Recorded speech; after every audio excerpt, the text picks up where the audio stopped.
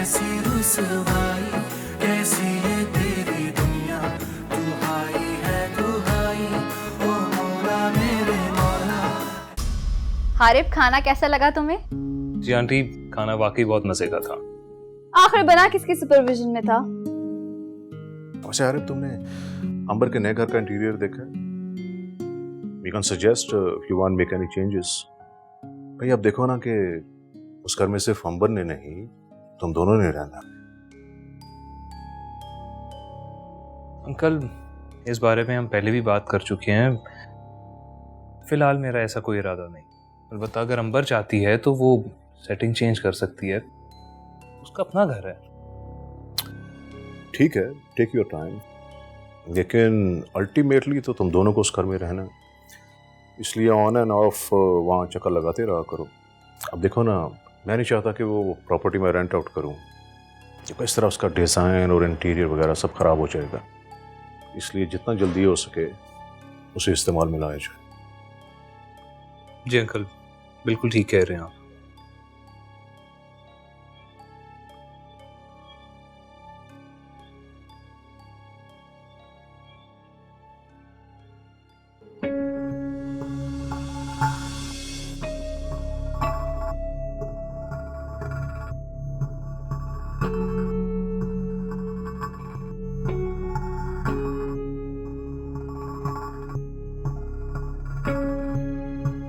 अब बोलो भी, मुझे यहाँ क्यों बुलाया?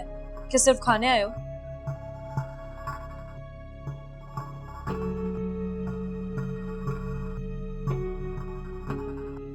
सॉरी, मैं काफी टाइम से अच्छा खाना मिला नहीं खाने को, तो खाना देख के भूख को कंट्रोल नहीं कर सका मैं। थैंक यू सो मच इतना अच्छा खाना खिलाने के लिए। तुमसे एक जरूरी बात ये करनी थी कि देखो यानी मेरे लिए एजेंसी के दरवाजे बिल्कुल बंद है। दिलावर का मैं सामना नहीं करना चाहता।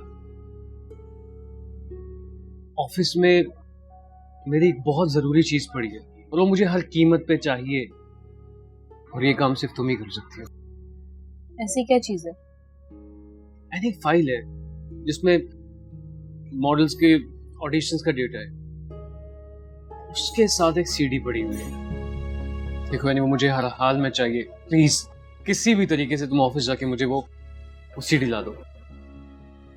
ऐसा क्या है उस सीडी में? तुम्हें कैसे बताऊं? देखो बहुत लंबी कहानी है, तुम इस हकीकत को बिल्कुल नहीं जानती हो, लेकिन एक मुझसे वादा करो कि तुम ये बात किसी को नहीं बताओगी। मैं तुमसे वादा करती हूँ मैं किसी को नहीं बताऊंगी, लेकिन तुम मुझे सब सच बताओ। हाँ ठीक है, मैं सच बताता हूँ।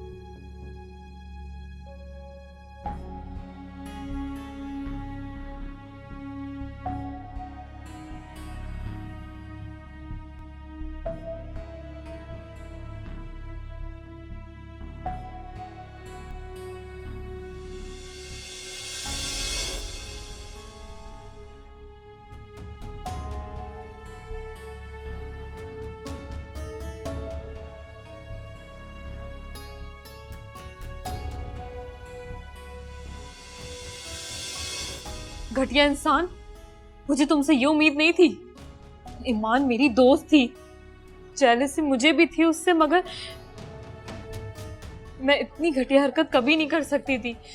तुमने कुछ पैसों के लिए उसकी जिंदगी खराब कर दी। देखो यानी मुझे अपनी गलती का एहसास हो चुका है। मैंने ईमान के साथ जो भी किया, मुझे उसकी सजा मिल रही है। जगह जगह ठोकरें खाने को मिल रही है, काम के लिए तरस रहा हूं मैं, और एक नशा है जो मेरा पीछा नहीं छोड़ रहा। बहुत तकलीफ में हूं। देखो अभी भी वक्त है। देखो मैं जानता हूं जब तक मैं अपनी गलती का इजाला नहीं कर लेता मुझे सजा मिलती रहेगी। इसलिए कह रहा हूं कि प्लीज हेल्प मी। एक बार, सिर्फ एक बार वो सीडी मुझ तक पहुंचा दो, मैं उसे अपने हाथों से जाया कर दूंगा। मगर अब तक तो उस बेचारी की वीडियो इंटरनेट पर। वो वीडियो अब तक इंटरनेट पे नहीं गई। देखो वो सारा डेटा दिलावर ने मुझे दिया था छुपा के रखने के लिए, क्योंकि उसके फार्म हाउस में छापा पड़ा था। बाबर और दिलावर अपने पास कोई भी सबूत नहीं रखना चाहते थे, इसलिए वो सीडी मैंने पास छुपा के रख ली अपने ड्रॉ में। और तुम्हें पता क्या हुआ? मुल्क से बाहर फरार होते वक्त उनका आधा सामान यहीं पर रह गया था, जिसमें वो सीडी भी शामिल थी। खुदा करे कि वो सीडी अब तक किसी के हाथ न लगी। बहुत जल्दी ख्याल आ गया तुम्हें। सब खत्म हो चुका है, और क्या गारंटी है कि वो सीडी अब भी उस ऑफिस में होगी? मुझे यकीन है नहीं वो सीडी अभी तक ड्रॉ में होगी, क्योंकि मैंने खुद अपने हाथों से छुपा के रखी थी। देखो, अगर तो वो सीडी किसी के हाथ नहीं लगी तो अभी कुछ नहीं बिगड़ा। बस प्लीज किसी तरीके से वो सीडी मुझ तक पहुंचा दो। और क्या गारंटी है कि वो सीडी तुम जाया करने के लिए मांग रहे हो, या फिर? कसम से मैं तुम्हारे सामने वो सीडी जाया कर दूंगा। मैं ये काम खुद करना चाहता हूँ, इसलिए तुम्हें कह रहा हूँ, मेरी बात का यकीन करो प्लीज। मैंने मुल्क से फरार होते वक्त भी दिलावर और बाबर के मांगने पर भी वो सीडी उनके हवाले नहीं की थी, क्योंकि मैं वो सीडी फ्यूचर में अपने फायदे के लिए इस्तेमाल करना चाहता था। और उनके सामने बहाना बनाया था कि सीडी गुम हो चुकी है, इसीलिए तो दिलावर ने मुझे एजेंसी से फाइल करवा दिया। देखो, मुझे यकीन है कि वो सीडी उनके हाथ नहीं लगी। अगर लग गई होती तो अब तक ईमान की वीडियो इंटरनेट पे अपलोड हो चुकी होती। नफरत आ रही है मुझे तुमसे सलमान, और उस दिलावर से भी। अगर मुझे ये पता होता ना तो मैं ईमान की जगह कभी नहीं लेती, और तुम्हें और उस दिलावर को पुलिस के हवाले कर देती।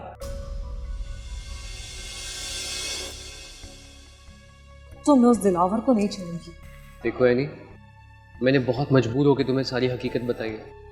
प्लीज ऐसा कोई भी गलत कदम मत उठाना, वो लोग बहुत खतरनाक है। अरे तुम तो खुश नसीब हो कि अभी तक उनका अगला शिकार नहीं बनी। शुक्र अदा करो इस बात का। शायद तुम्हें मान की निस्बत एक काम सी लड़की हो, इसलिए उन्होंने अभी तक तुम्हें कंसिडर नहीं किया। भारत, उनके बारे में बाद में सोचना, लेकिन प्लीज इस वक्त मेरा ये काम कर दो। मैं कोशिश करती हूँ सलमान। असल में उन्होंने तुम्हारे जाने के बाद काफ़ी अरसे तक कोई कोऑर्डिनेटर हायर नहीं किया, लेकिन कुछ टाइम पहले एक नया बंदा आया, ज़िशान।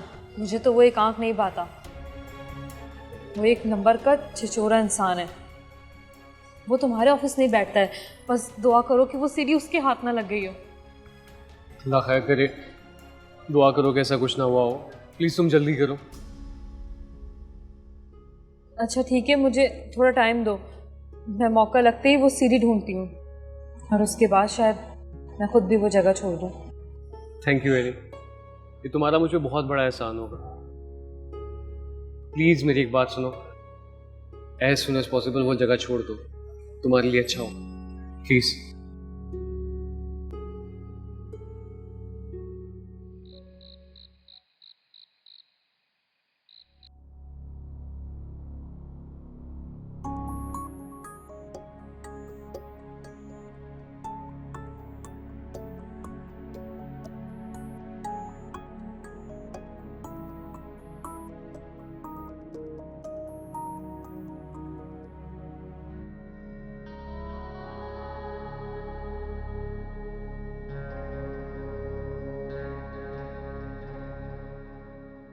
क्या हुआ, तुम अभी तक गई नहीं?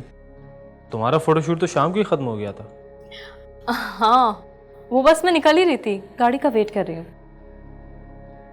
अरे तो मैं ड्रॉप कर देता हूँ ना तुम्हें, वैसे भी रात हो गई है, सब लोग जा चुके हैं। ऐसे में तुम अकेले किस तरह? बाहर गार्ड्स हैं ना, मेरी गाड़ी बस आती ही होगी। थैंक यू, आप जाएं। Oh come on Annie, don't be so formal. मैंने कहा ना, मैं तुम्हें घर ड्रॉप कर देता हूँ। आपको समझ नहीं आ रही मिस्टर ज़िशान, मेरे फ्रेंड ने मुझे पिक करने आना है, and I have to go with him. Oh, तो ये बात है। Okay then, enjoy yourself Miss any.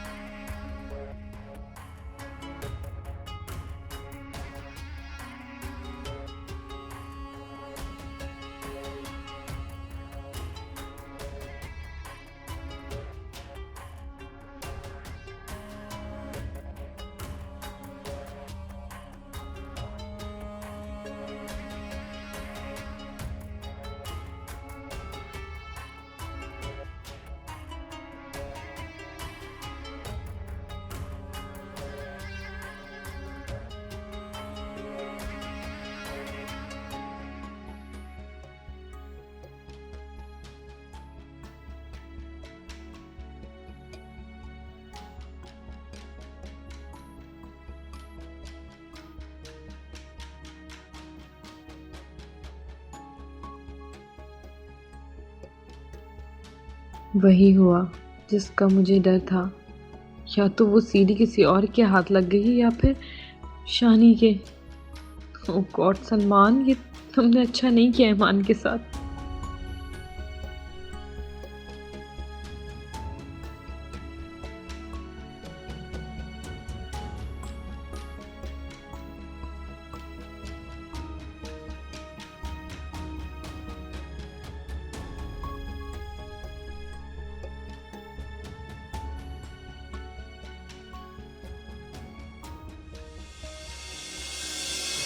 Madam आपने कब तक जाना है? मैंने दरवाजे बंद करने। हाँ, मैं बस निकल रही थी, मैं वो कीज भूल गई थी यहाँ पे। मुझे बेवकूफ़ समझती है या मुझे पता नहीं चलता? निशान और एनी पीछे अकेले इतनी देर क्यों बैठे थे? घटिया लोग, लफंगा। अपना मतलब पूरा करके लड़की को बेच छोड़ के खुद दफा हो गए। एक से बढ़कर एक कमीने लोग। खैर सानू की।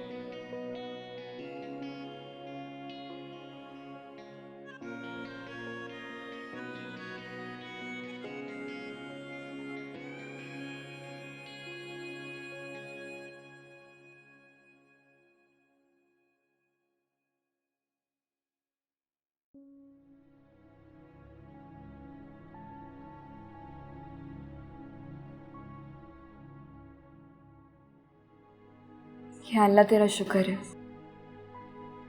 तूने मुझे इम्तिहान में डालकर भी कैसे मेरे लिए रास्ते आसान किए। एक दिन मैं खुद ऐसे एक अस्पताल के बिस्तर पर लेटी, जिंदगी मौत की कश्मकश में खुदकुशी की कोशिश कर चुकी थी। और आज ऐसा करने वालों को जीने का हौसला देती हूँ।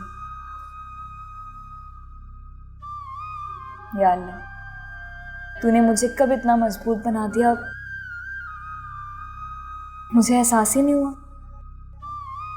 शायद ये सब तुझसे नेक गुमान रखने का नतीजा है। तो मुझे इस रास्ते पर डालने वालों को इसका अजर देना।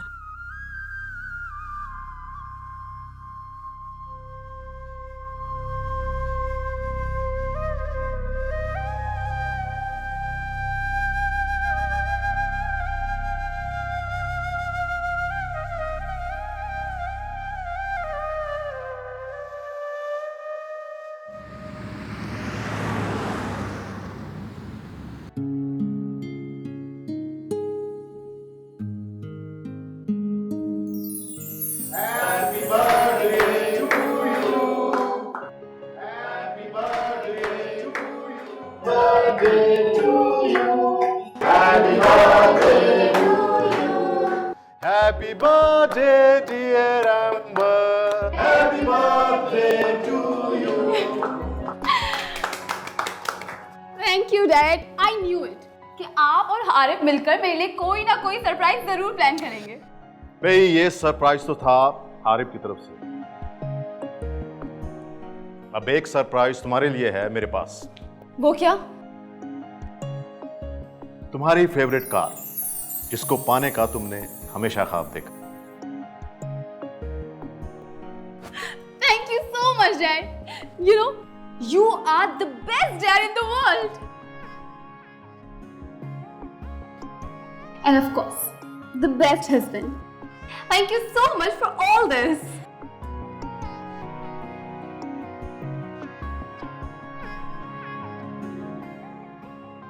आई एम सॉरी अम्बर, मैं लिटरली तुम्हारा बर्थडे भूल गया। ये सरप्राइज तो सर की तरफ से। And that's awesome.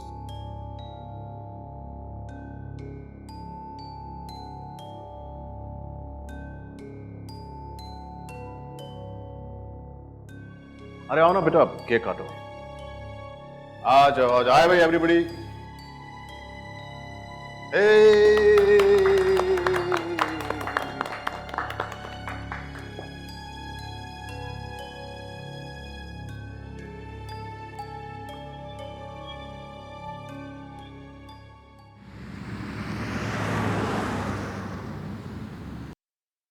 हारिफ, तुम इतने डम हो गए ना, मैं कभी सोच भी नहीं सकती थी। एक तो तुम्हें मेरा बर्थडे नहीं याद, हाँ? और अगर डैड ने सबके सामने तुम्हें शर्मिंदगी से बचाने के लिए तुम्हारा नाम ले भी लिया, तो तुम्हें सबको सच बताने की क्या जरूरत थी? अंबर, इसमें इतना रिएक्ट करने वाली क्या बात है? हाँ, मुझसे गलती होगी, मुझे वाकई तुम्हारा बर्थडे याद नहीं रहा। अब मैं सॉरी भी बोल चुका हूँ। It's not a big deal. What? It's not a big deal? Really?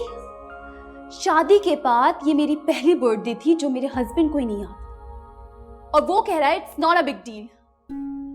क्या बात है? अंबर, मियाँ बीवी का रिश्ता सिर्फ बर्थडेज याद रखने की हद तक नहीं होता। प्लीज बच्चों की तरह रिएक्ट मत करो। बात इतनी बड़ी नहीं है जितना तुम रिएक्ट कर रही हो। बात बड़ी है हारिफ, मेरे लिए बड़ी है। इससे पता लगता है कि how important I am for you. अगर मैं तुम्हारे लिए अहम होती तो तुम्हें जरूर याद होती। इस बात पे ना सिर्फ मैं बल्कि डैड भी तुमसे बहुत नाराज है। पूरा स्टाफ अंदर बैठ के गॉसिप कर रहा हूं। कम ऑन अंबर, तुम क्यों लोगों की इतनी परवाह कर रही हो? क्यों ना करूं? तुमने सबके सामने ना सिर्फ मुझे बल्कि डैड को भी एम्बैरेस किया है। अब कैसे फेस करोगे उन्हें? हाँ, क्या हो गया अंबर? ये इतना बड़ा इशू तो नहीं है। हम ऑफिस काम करने के लिए आते हैं, ना कि पार्टीज करने।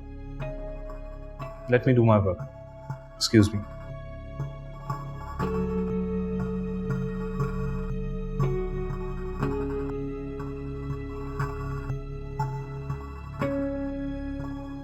तुम मुझे इस तरह अवॉइड नहीं कर सकते हारिफ।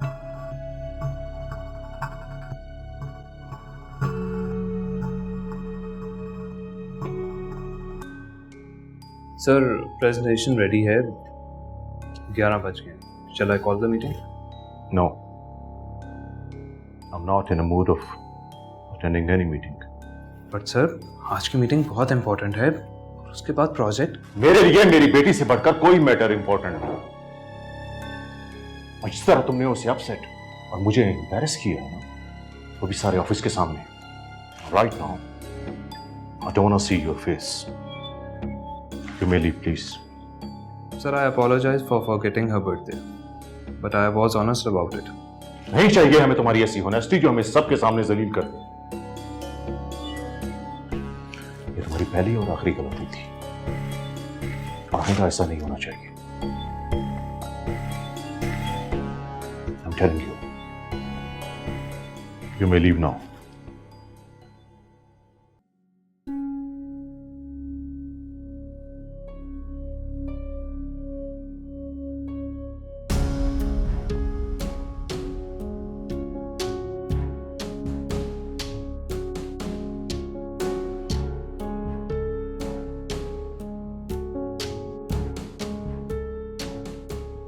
मैं ये क्या कर रहा हूँ अपने साथ?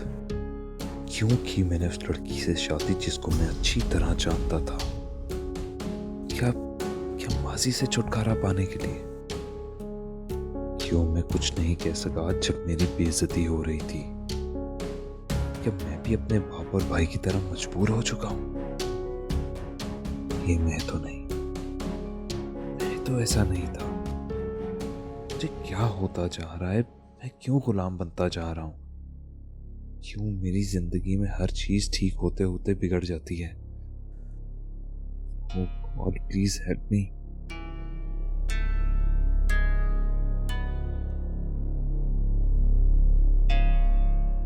हारिम, मैं उस दिन आपका इंतजार ही करता रहा और आप आए नहीं। आई एम सॉरी सर, मैं बहुत बिजी था। मेरे जहन से निकल गया था कि मैंने आपसे मिलना है। कोई बात नहीं, आप मुझे खुलकर अपनी प्रॉब्लम के बारे में बताएं। सर, मुझसे वादा करें कि ये बातें आपकी और मेरे दरमियान ही रहेंगी।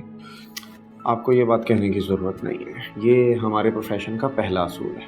अब बताइए। सर, मैं एक अजीब मोड़ पर आ खड़ा हुआ हूँ। जिंदगी में एक के बाद एक गलत फैसले हो रहे हैं। सर, कुछ समझ नहीं आ रहा। मेरे पास सब कुछ होने के बावजूद ना सुकून है ना खुशी। सर, मैं वैसा होना चाहता हूँ जैसे मैं पहले। तो पहले आप कैसे थे?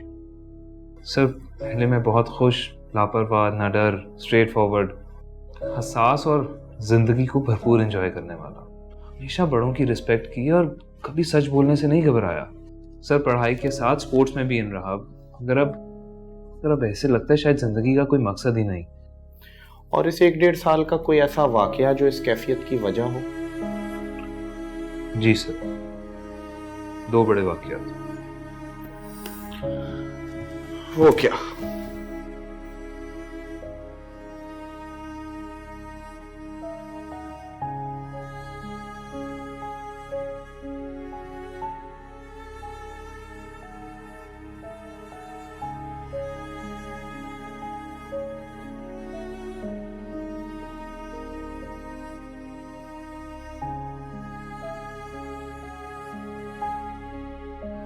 मेरी पहली शादी लव मैरिज थी और उसने मुझे धोखा दिया, इसलिए मैंने उसको छोड़ दिया और पेरेंट्स की मर्जी के मुताबिक मैंने दूसरी शादी कर ली। और अब? सर, अब मेरी वाइफ और मेरे इन-लॉज उस पर बहुत ज़्यादा डोमिनेंट हैं, क्योंकि मेरे ससुर मेरे फादर के दोस्त और उनकी कंपनी के मालिक हैं। लिहाजा ये शादी एक बिजनेस डील थी।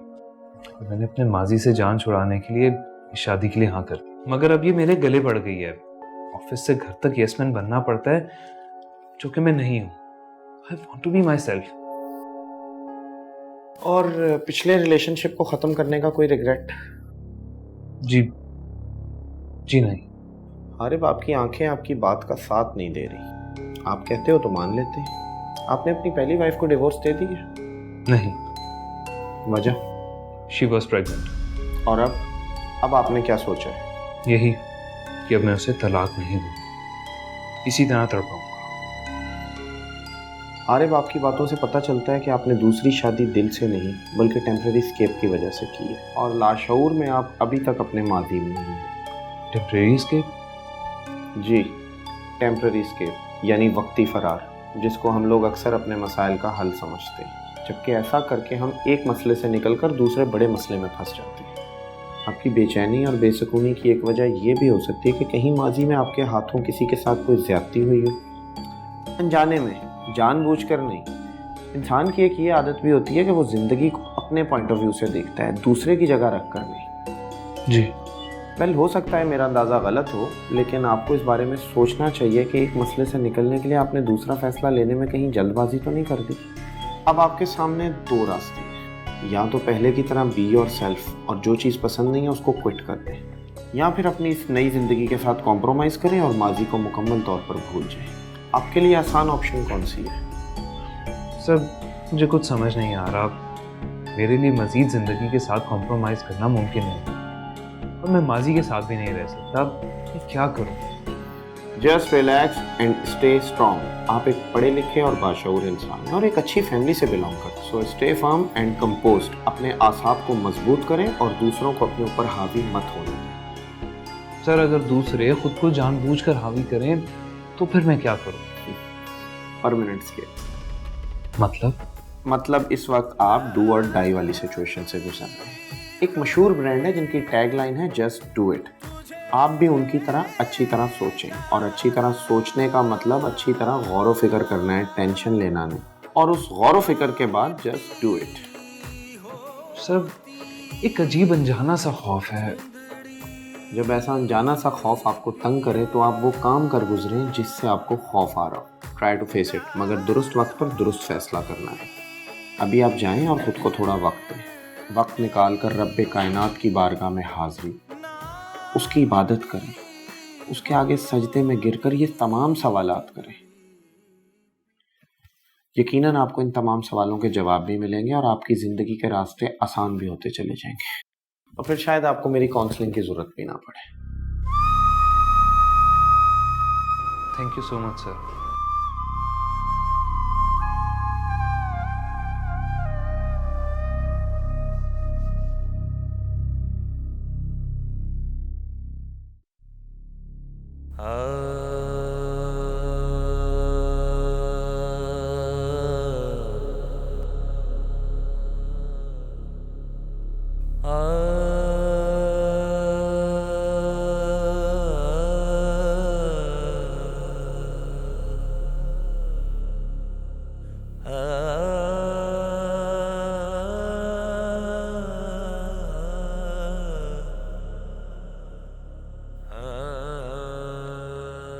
ऐ मेरे रब, मेरे लिए आसानी पैदा कर और मुझे माफ़ कर दे।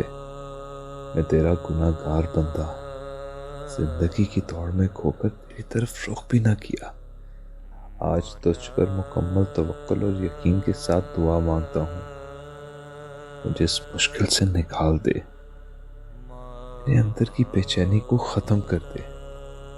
अगर मेरी ज़िंदगी और ये ताल्लुक़ मेरे हक़ में बेहतर नहीं तो तू इसका हल निकाल। तू मेरे लिए फ़ैसला करना आसान कर दे, और अगर ये मेरे हक़ में बेहतर है तो हम दोनों मियाँ बीवी के दरमियान मोहब्बत और उल्फत पैदा कर दे। मैं फांसी की तरफ वापस जाना नहीं चाहता।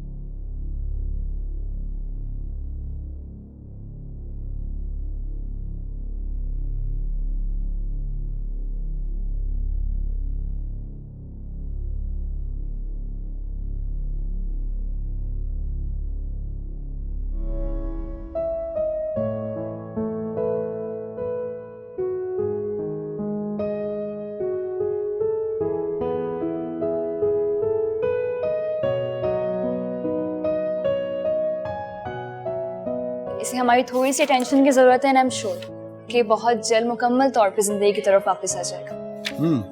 ज़बरदस्त। और आप जितना केयर के साथ पेशेंट से डील करती हैं, आई एम श्योर वो ज़िंदगी की तरफ बहुत जल्दी आ जाएंगे। बहुत कम अरसे में बहुत अच्छी प्रोग्रेस दिखाई आप। Good job. Thank you so much. ठीक है, फिर बाकी फाइल हम बैठ के देख लेते हैं। After you. जी बानो आंटी, हाँ मैं बस थोड़ी देर में आ रही हूँ। अच्छा हया ज़्यादा तंग तो नहीं कर रही ना आपको? ठीक है। ओ हाँ, आपकी मेडिसिन ठीक है, मैं लेती भी आती हूँ। हाँ ठीक है, ओके, अल्लाह हाफिज़। इफ़ यू डोंट माइंड, आपसे एक बात पूछ सकता हूँ? हाँ पूछिए। आपको मुश्किल नहीं होती being a single mother, juggling 2 jobs, घर पे बेटी को संभालना और यहाँ पेशेंट्स को? डॉक्टर रुहेल, मुझे लगता है कि जब अल्लाह ताला आपको किसी आजमाइश में डालते हैं तो साथ ही साथ हिम्मत भी दे देते हैं। Very true. वैसे मेरे ख्याल में आप एक बहुत अच्छा लाइफ पार्टनर डिजर्व करती हैं, जो आपका और आपकी बेटी का बहुत ख्याल रखे। You know what, you really deserve to be loved and cared. मुझे ताज्जुब होता है उस इंसान पे जो आप जैसी लड़की को इस तरह छोड़ गया। Such a loser.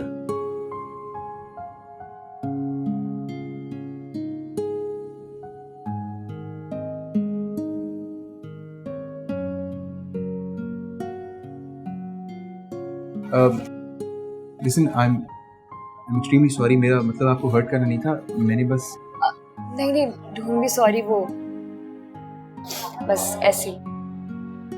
ईमाना, आप एक बहुत बहादुर लड़की हैं और ऐसी बाहिम्मत ख़वातीन को मैं बहुत अप्रिशिएट करता हूँ। Thank you.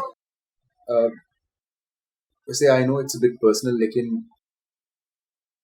आप दोबारा शादी क्यों नहीं कर लेती?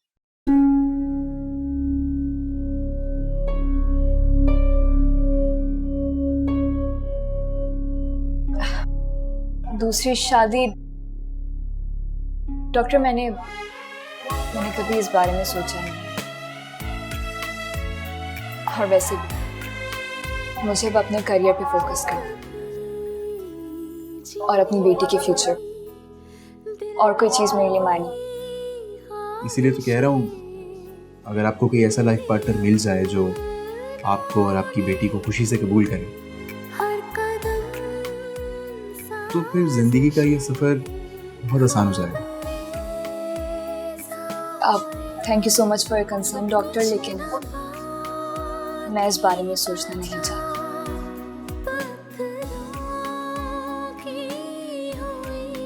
एनीवेज, आई थिंक अब मुझे चलना चाहिए। अल्लाह हाफिज़। अल्लाह हाफिज़।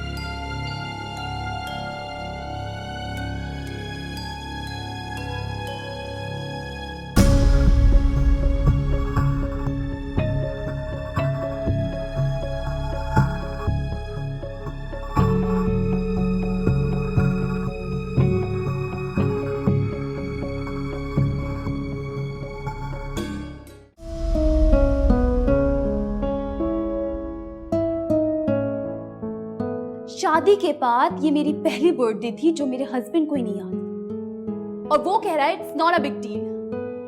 पर मियाँ बीवी का रिश्ता सिर्फ बर्थडेज याद रखने की हद तक नहीं होता। बात इतनी बड़ी नहीं है जितना तुम रिएक्ट कर रही हो। बात बड़ी है आरिफ, मेरे लिए बड़ी है। इससे पता लगता है कि how important I am for you. अगर मैं तुम्हारे लिए अहम होती तो तुम्हें जरूर याद होती।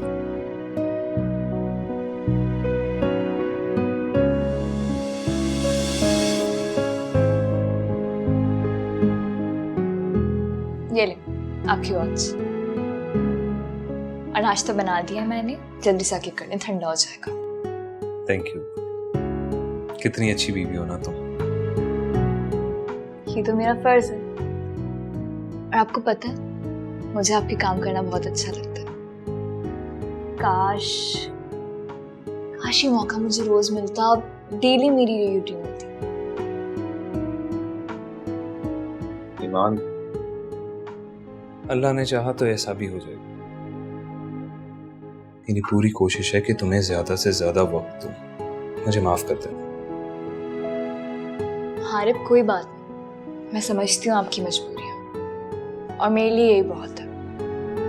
अब चले नाश्ता कर लें, ठंडा हो जाए। आ जाए।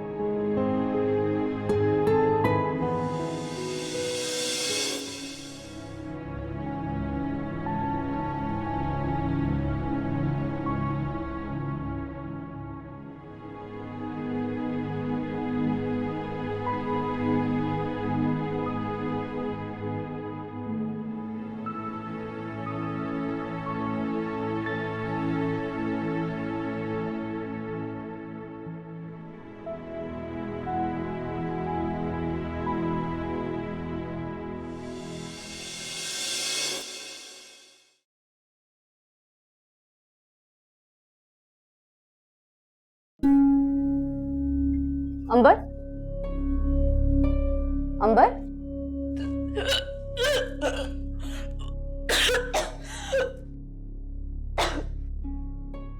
अंबर, आर यू ओके? अंबर, क्या हुआ? तुम ठीक हो ना?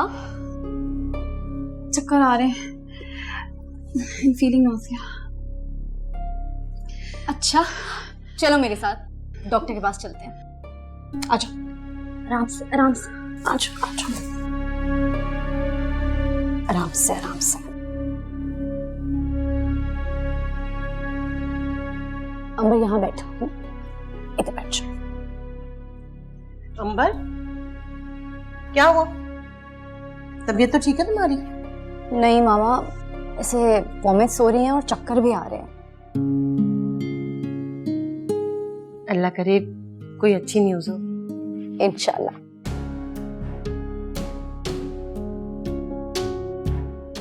चलो उठो, मैं तुम्हें डॉक्टर के पास लेके चलती हूँ। मामा, आप अंबर को लेके जा रही हैं, मेरे आने की जरूरत तो नहीं? नहीं बेटा, आप आराम करें, मैं इसको ले जाती हूँ डॉक्टर के पास। ठीक है, ख्याल से जाए। चलो। खुदाबाज, गाड़ी निकालो। चलो बेटा।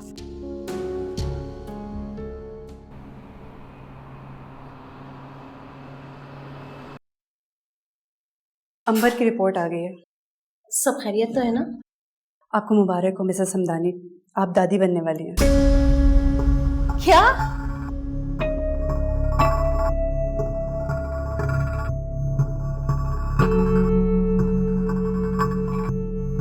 Thank you.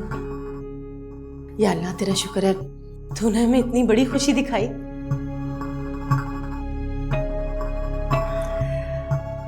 You should be happy.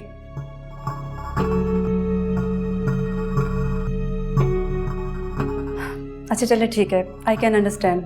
अभी आपकी तबीयत ठीक नहीं है, मैं कुछ मेडिसिन लिख के दे रही हूँ, आप उन्हें दे दें और अपनी सेहत का खास ख्याल रखिए। चलें, आए मेरे साथ। जी चलिए।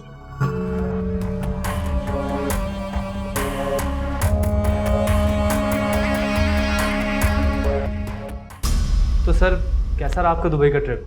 बहुत अच्छा रहा। तुम बताओ कि काम कैसा चल रहा है? All good sir. शानी, हमारी एक मॉडल है एनी, उसका कॉन्ट्रैक्ट रिन्यू हो गया क्या? नहीं सर, शायद नेक्स्ट मंथ होगा। उसका कॉन्ट्रैक्ट रिन्यू मत करना। क्यों सर? क्योंकि वो हमारे इतने काम की नहीं है। नहीं सर, वो इतनी भी बुरी नहीं है, उसके फोटोशूट्स बहुत अच्छे आते हैं। इतनी अच्छी नहीं है वो, किसी की सिफारिश पे आई थी, कोई खास रिस्पांस भी नहीं मिला उसका। ठीक है सर, जैसा आप कहें। वैसे वो है भी काफी सड़ी हुई। देखो शानी, ये लड़कियों में खास तौर पर मॉडल्स में एटीट्यूड होना मुझे भी पसंद है, मगर हमारे सामने किसी की गर्दन में सरिया आ जाए ये मुझे पसंद नहीं है। बहरहाल जब उसका कॉन्ट्रैक्ट खत्म हो जाए तो उसे गुड बाय बोल देना। सर ठीक है सर। सर मैं पूछना चाह रहा था कि आपको नए ऑडिशंस कैसे लगे? बहुत अच्छे, चुन चुन के लड़कियों को तुमने सिलेक्ट किया, वेरी गुड। तो फिर सर मुझे इस काम का कुछ इंसेंटिव भी तो मिलना चाहिए ना? क्या चाहिए, सैलरी बढ़ा दो तुम्हारी? नहीं सर, सैलरी तो बिल्कुल ठीक है। मैं चाह रहा था कि आप मुझे अपने फार्म हाउस पर ले जाते, कुछ बोनस, मेरा मतलब है पार्टी वगैरह। देखो शानी, जब मुझे मुनासिब लगेगा मैं तुम्हें वहाँ पार्टी में ले जाऊंगा। देख लें सर, आप लास्ट पार्टी में भी मुझे लेकर नहीं गए थे। लास्ट टाइम की पार्टी कोई इतनी खास नहीं थी, एक म्यूजिकल नाइट थी, बहुत बोरिंग सी थी। सर बाबर भाई भी मुझे घास नहीं डालते, ऐसे में मेरा एक्सपोजर कैसे बढ़ेगा? अच्छा नहीं, मुझे एक बात को बार बार करने वाला इंसान अच्छा नहीं लगता। पहले मुझे काम करके दिखाओ, जब मुझे मुनासिब लगेगा मैं तुम्हें अपने साथ पार्टी में ले जाऊंगा। जाओ यहां से।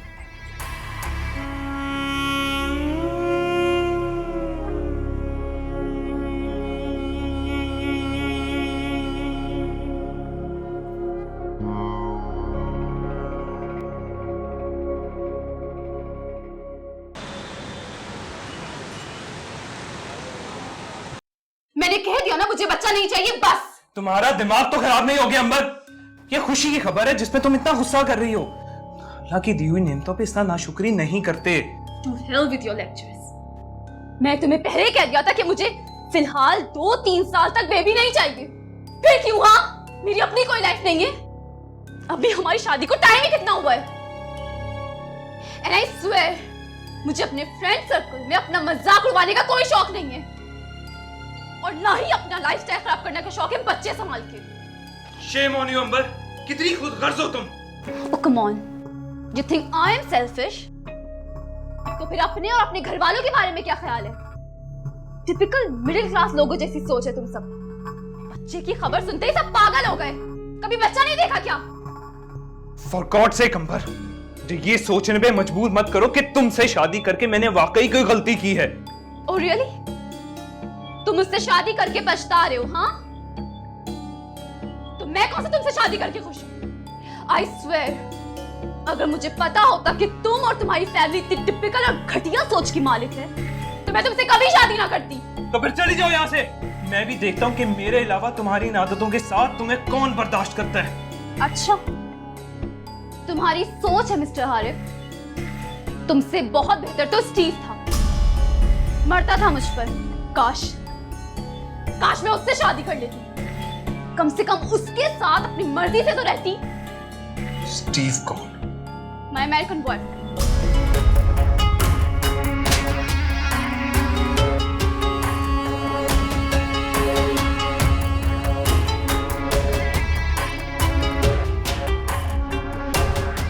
तुमने मुझ पर हाथ उठाया, मुझ पर।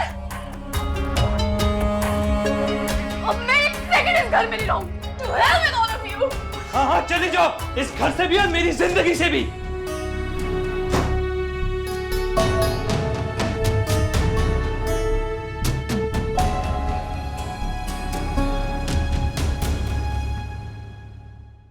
हारिफ, यहाँ आओ बेटे। क्या हुआ है? ये शोर कैसा हो रहा था? ये आप अपनी उस चहीती बहू से पूछें जिसको आप और बाबा जबरदस्ती मेरी जिंदगी में लाए हैं। हुआ क्या है? आखिर लड़ाई किस बात पर हो रही थी? सिंपल सी बात है मामा, ना उसको हम लोग पसंद आ रहे ना हमारा घर। वो हमें बहुत टिपिकल समझती है, उसको तो बच्चा भी नहीं चाहिए। She wants to abort our child। क्या?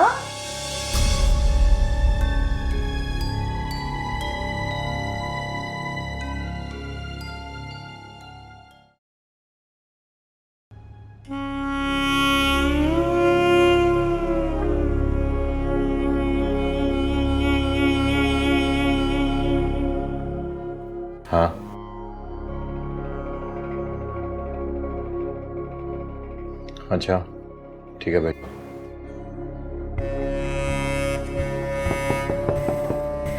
यस आ जाए।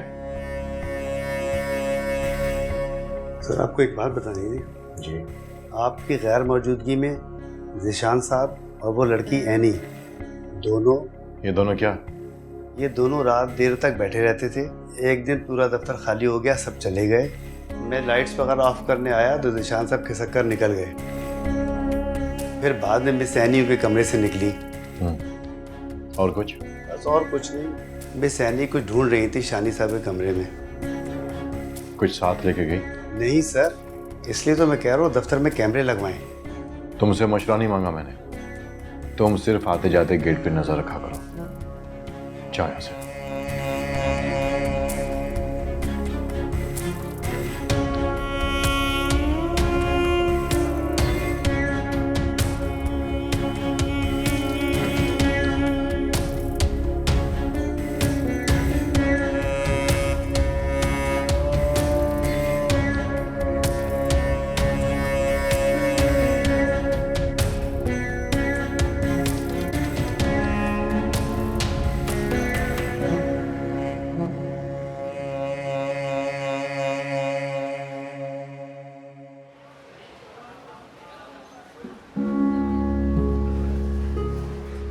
देखो सलमान, मैं तुम्हारी कोई मदद नहीं कर सकती। जो काम तुमने मुझे बोला है वो बहुत मुश्किल है। ज़ीशान के ऑफिस की तलाशी करना तो ठीक, मगर दिलावर जैसे खतरनाक शख्स के कमरे में जाना भी नामुमकिन है और तुम मुझे तलाशी का कह रहे हो।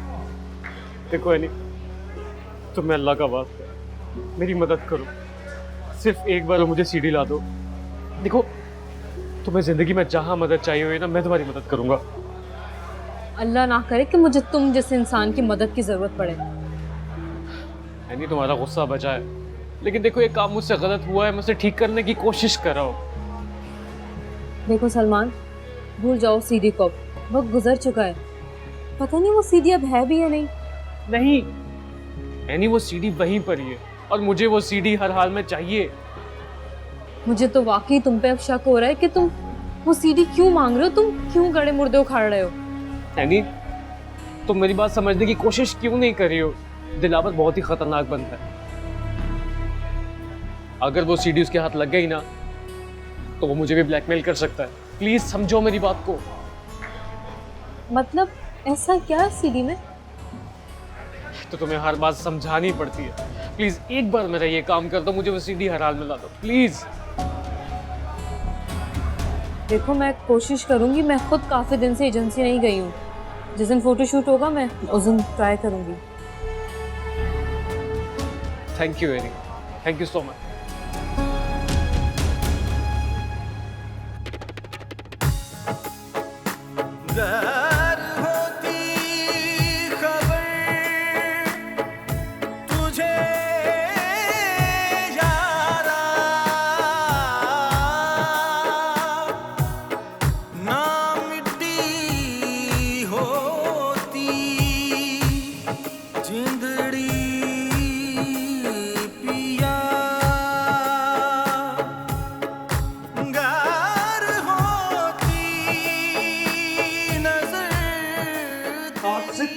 मेरा ताल्लुक खत्म। अरे मेरी बात सुनो। अरे प्लीज मुझे छोड़ के मत जाए, मुझे मेरी सफाई देने का मौका दो। अरे प्लीज। मुझसे हाथ मत लगाना मुझे। अफसोस कि तुम्हें इस हालत में तलाक नहीं दे सकता, वरना मैं इसी वक्त ये ताल्लुक खत्म कर देता। प्लीज, आपको मेरा वास्ता, आपको पूरे वाले का वास्ता। अरे मुझे छोड़ के मत जाए, मुझे मेरी सफाई देने का मौका दो। बकवास बंद करो अपनी, और खबरदार जो इस बच्चे को मेरा बच्चा कहा, ये मेरी औलाद नहीं है।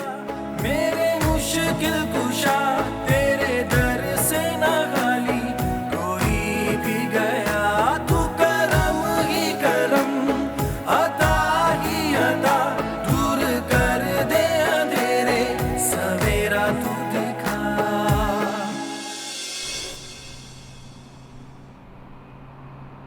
मैंने आप लोगों को समझाया भी था कि हारिब के साथ जबरदस्ती मत कीजिए। मुझे पता था वो अंबर के साथ कभी भी एडजस्ट नहीं करेगा। तो और क्या करते? अगर अंबर के साथ उसकी शादी ना करते तो हमारे लिए और भी मसले होते। शादी ना करवाकर इतने बड़े अजाब में नहीं फंसते जिस अजाब में अब हैं। और जमान साहब, वो तो अंबर के मामले में वैसे ही बहुत सेंसिटिव है। अपना जाने जाके उनको क्या क्या बताएगी ये। जुनेद, आप परेशान ना हो, हम मिलकर सब ठीक कर लेंगे। मैं और मामा बात करेंगे अंबर से। नहीं, कोई बात नहीं करेगा अंबर से। तुम्हारा दिमाग तो नहीं खराब हो गया?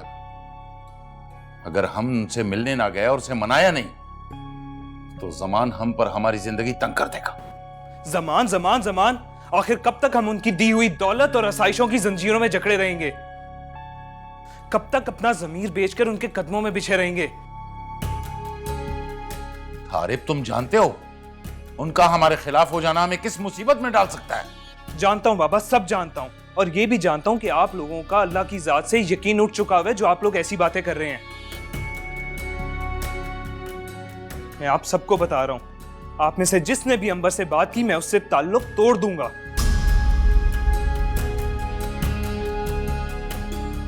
हारिब, वो तुम्हारे बच्चे की माँ बनने वाली है। बच्चा? कौन सा बच्चा?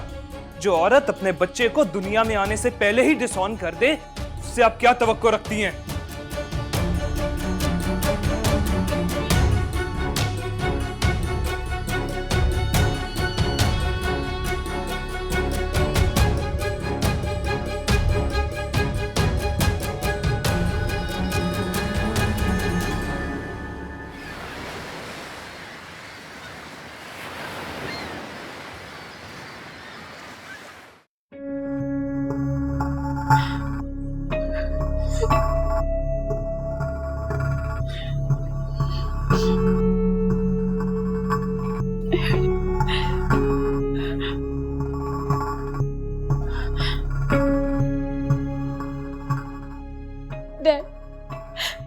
डैड, आप अपना सारा काम छोड़कर फौरन वापस आ जाएं। मुझसे अब और अपनी इंसल्ट बर्दाश्त नहीं हो रही है। यहाँ एक एक मिनट गुजारना मेरे लिए मुश्किल हो गया है डैड। आप और मोहम्मद जल्दी वापस आ जाए, बस जल्दी वापस आ जाए।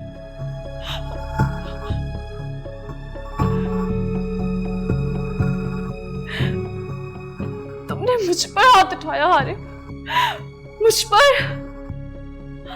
I will not spare you. मैं तुम्हें छोड़ूंगी नहीं हारिब।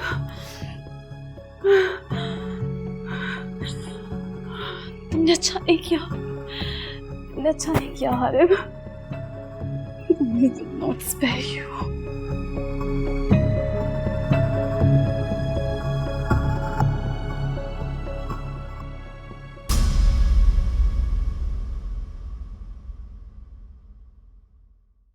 ओ मौला मेरे मौला, है कैसी रुसवाई